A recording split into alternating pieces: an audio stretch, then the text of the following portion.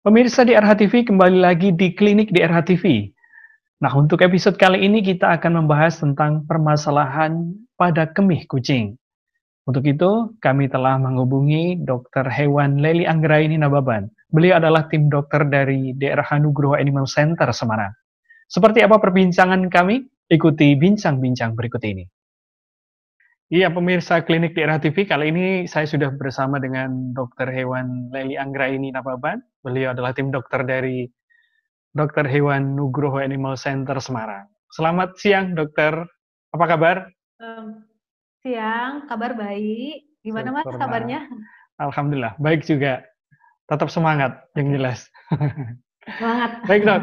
Langsung saja ke topik episode kita kali ini tentang mengenal permasalahan kemih pada kucing.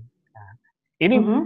biasanya masalah-masalah apa, dok, yang muncul ketika kita menyebut kemih atau mungkin eh, kencing ya, dok? Kencing pada Mmm, kucing. Ini masalah-masalah apa Saluran yang biasanya muncul, dok?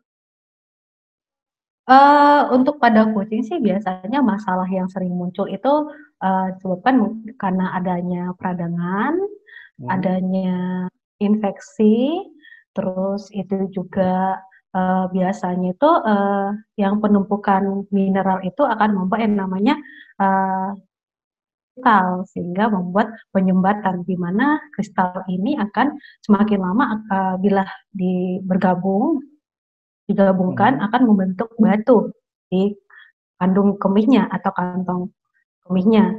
Jadi sehingga membuat masalah di saluran kemihnya. Hmm. Kalau penyebabnya sendiri, dok, kalau itu tadi kan istilahnya eh, penampakannya ya, penampakan keluhannya ya, kasusnya seperti Mhm. apa. Nah, kalau kalau penyebabnya sendiri dengan munculnya keluhan, terutama dengan kemih atau kencing ini menyangkut kencing pada kucing ini, penyebabnya apa biasanya, dok? Paling paling sering dijumpai apa saja? Penyebabnya itu bisa karena bisa dari si kucing itu Hmm. mengalami penyumbatan, di mana itu darinya kurang minum. Hmm. Nah, terus itu juga si kucing kurang yang namanya bergerak atau aktif juga bisa. Dari Hmm. dari sisi makanan juga bisa sih ya. Dari sisi Oh, oke. makanan dengan pola diet yang tidak bagus, terus itu juga bisa dari nah sebenarnya kalau untuk, jenis kelamin juga berpengaruh. Jenis Hmm. kelamin jantan itu memang masalah perkencingan emang lebih rentan, karena di Oh, mana kan oke. saluran perkencingannya itu kan lebih panjang, Hmm. alurnya daripada si betina gitu. Oh, berarti kasusnya lebih banyak ditemukan di pejantan ya, dibandingkan dengan di betina ya, Dok, ya? Nah, Mhm. menyangkut dengan jenis makanan tadi, Dok. Apakah, apa saja yang perlu dihindari, untuk jenis-jenis makanan yang justru malah memunculkan, eee, tidak hanya sinis ya, tapi pola makan atau jenis makanan, seperti apa, Dok, yang harus istilahnya diperhatikan untuk menghindari jangan sampai nanti kucingnya berakibat, eee, istilahnya terjadi masalah pada kemihnya. Mhm. Kalau untuk jenis makanan sih sebenarnya itu tergantung kualitas makannya ya, dan itu juga kandungan nutrisinya yang cukup, di mana supaya tidak yang namanya pembentukan, eee, mineral, itu kandungan mineral dalam kantong kantong kemih atau kandung kemih itu Mhm. tidak banyak gitu. Karena itu nanti akan memicu yang saya bilang tadi akan, menghasilkan kristal dan akan membentuk batu, gitu. Oke. Nah, kalau itu tadi, ternyata misalkan, dari pemirsa klinik daerah TV ini, sudah terkena kucingnya. Nah, untuk mengetahui bagaimana kucing kucing peliharaan atau kucing kesayangan ini, terjadi masalah pada kemihnya atau kencingnya, itu gejalanya seperti apa, Dok? Eee, se Kalau untuk yang di dokter daerah TV ini, saya akan jelaskan kalau sejauh ini yang, biasanya klien-klien atau pemilik hewan itu selalu mengatakan kalau misalnya, si kucing, dia pipisnya sedikit atau ada keluar darah di pipisnya. Nah, biasanya itu beragam-ragam, bisa karena itu atau misalnya dia muntah, dia lemes, dan dia itu panting, jadi ngos-ngosan. Itu biasanya karena kan tekanan di kantong pipis yang emang cukup besar. Karena kantong pipisnya kan itu sudah terisi full sehingga membuat perut itu mengalami tekanan ke lambung sehingga lambung akan buat respon muntah gitu. Kalau secara perilaku dok, apakah si kucing ini kalau dilihat gelisah atau jamnya harusnya biasanya jam misalkan pagi itu tidur tapi kok ini nggak tidur? Apakah itu juga bisa dilihat dari perilaku si kucing ini dok? Perilaku bisa, biasanya si kucing akan aktif atau misalnya dia akan bermain-main, dia akan diam aja dan akan kebanyakan tidur karena emang ngerasa perutnya penuh, dan biasanya mereka akan ke tempat-tempat yang bisa dikatakan lebih lembab atau lebih dingin, seperti itu. Oke. Kalau sebenarnya masalah perkemihan atau kencing ini sendiri, apakah berpengaruh dengan istilahnya jenis-jenis kucingnya dok? Misalkan, oh jenis kucing A ini sangat beresiko sering terjadi permasalahan pada kemih, atau si kucing ini ternyata import dari istilahnya dari luar ke negara di Indonesia, ternyata sering terjadi masalah seperti itu. Apakah itu bisa berpotensi juga, dok? Sebenarnya untuk seluruh kucing itu sangat resiko ya. Jadi emang tidak bisa kita pastiin misalnya ras Persian itu lebih rentan tidak. Karena memang salah satu juga mungkin dari kucing yang didatangkan dari luar kota atau luar negeri, itu memang kalau dia stres lingkungan barunya dengan pemilik yang baru, dia akan bisa mengalami masalah di perkencingannya dia gitu. Oke. Kalau secara porsi dok, porsi baik itu makanan maupun minuman itu sebaiknya seperti apa dok ketika kita fokusnya untuk menghindari masalah pada perkemihan ini atau kencing ini? Kalau untuk kita menghindari, berarti pencegahan ya, gitu. Ya. Kalau untuk pemberian sih makan dengan porsi yang cukup. Jangan sampai dikasih makan dengan berlebihan sehingga membuat berat badan yang berlebihan.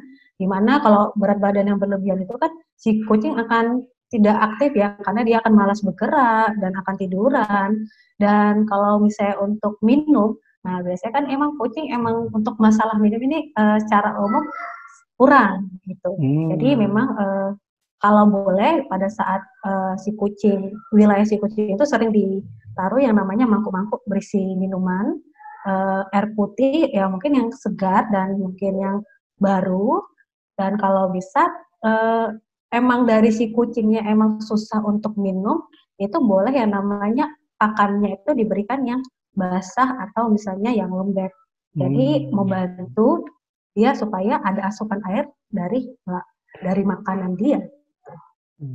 Kalau minumnya sendiri sebaiknya, ini mungkin hal yang simpel ya dok, sebaiknya air minum itu yang matang atau mentah dok untuk kucing? Kucing itu sebenarnya suka minum air itu yang emang segar ya. Segar ya? Juga agak dingin seperti itu. Sebenarnya kalau untuk bagusnya memang yang matang. Karena kalau misalnya yang tidak matang atau yang dari keran kan kita nggak tahu ya.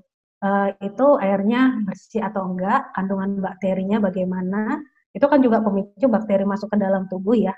Nah, kalau bisa sih yang matang dan juga yang dengan suhu yang agak segar atau agak dingin gitu. Oke.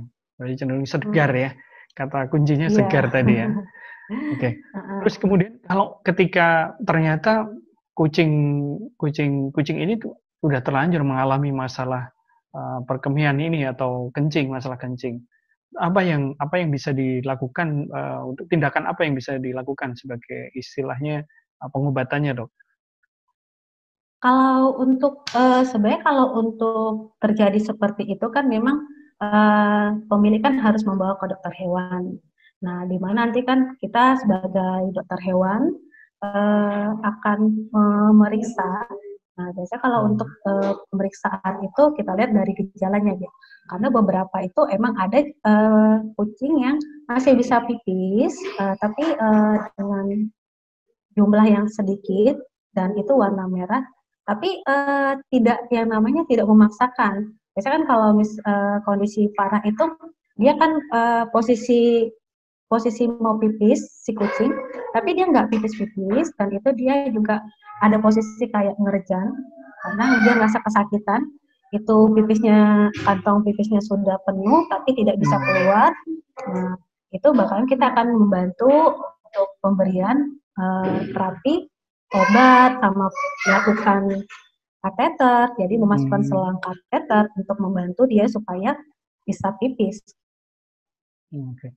Adakah kemungkinan terburuk si kucing ini harus dioperasi, Dok? Karena sudah sedemikian parahnya gitu. Apakah pernah menemui masalah itu juga? Atau beresiko ke situ arahnya? Ya, kalau misalnya itu pada saat di kantong kemihnya itu pembentukan kristal menjadi batu itu cepat, itu biasanya itu memang harus diangkat karena kan itu tidak bisa keluar lewat kateter ya. Jadinya itu pasti dari kita tim dokter menyarankan untuk di ronsen dulu untuk memastikan udah terjadinya pembentukan batu di dalam atau tidak. Jadi kalau emang ada, itu memang harus dilakukan tindakan operasi. Oke. Berikutnya adalah mungkin dari dokter ada tips atau bagaimana cara untuk menjaga kesehatan agar kucing ini kita terbebas dari permasalahan kencing, Dok. Silakan, Dok. Tips dan saran dari saya itu bisa yang namanya si kucing diberikan makan yang secukupnya, lalu diperhatikan untuk pada saat pemberian air minum apakah si kucing tidak suka air minum atau misalnya kurang untuk menyukai untuk minum, itu bisa dengan dibantu diberikan beberapa lokasi itu air minum untuk si kucing. Jadi kalau emang dia pada saat di lokasi itu dia melihat ada air, dia bisa minum atau bisa dibantu lewat makanan. Bisa makanannya dikasih dengan tekstur yang basah atau makanan kaleng sehingga asupan air yang dibutuhkan dia itu cukup untuk sehari-harinya dia. Oke. Itu aja sih. Oke. Ya. Terima kasih, Dok, informasinya tentang permasalahan kesehatan pada kemih, terutama pada hewan kucing. Untuk hari ini, terima kasih sekali. Selamat bertugas. Nanti sampai ketemu lagi di episode klinik DRH TV berikutnya. Terima kasih, Dr. Hewan Lely Anggraini Nababan dari DRH Nugroho Animal Center Semarang. Pemirsa, itu tadi rubrik klinik DRH TV kita kali ini yang membahas tentang permasalahan pada kemih hewan kucing. Bersama dengan Dr. Hewan Lely Anggraini Nababan, beliau adalah tim dokter dari DRH Nugroho Animal Center Semarang. Ikuti terus klinik DRH TV selanjutnya, tentu saja dengan topik-topik menarik lainnya. Salam DRH TV.